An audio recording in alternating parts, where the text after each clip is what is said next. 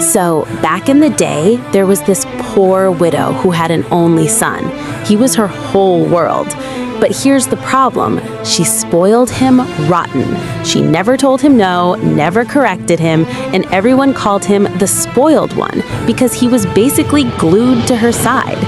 One day, he's out playing with the neighborhood kids and spots an egg in a neighbor's chicken coop. He looks around, swipes it, and runs home. He's like, "Mom, look what I found." Now, any normal parent would have asked, "Where'd you get that? Take it back," right? But not her. She just laughed, hugged him, and said, "Oh, you're so lucky. God is providing for you." She literally cooked it for him and watched him eat it with a smile. A few days later, he levels up.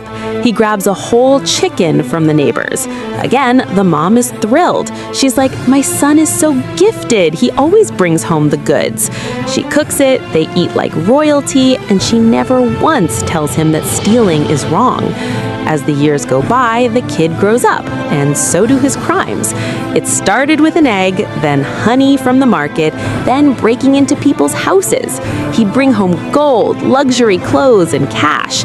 And the mom, she just kept praying for him, saying, "You're so blessed." She thought he was just smart. She didn't realize she was raising a monster. Finally, he gets cocky. He decides to hit the king's palace to rob the royal treasury, but his luck ran out.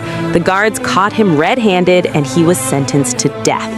On the day of the execution, the whole town gathered to watch. The mom is there too, crying her eyes out, screaming, "My poor baby." Right before the end, the king asks him, "Do you have one last wish?" The guy looks at his mom and says, "I want to say goodbye to my mother.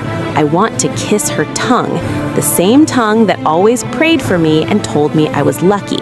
The guards let her get close. She's sobbing, reaching out, and she sticks her tongue out for that final kiss.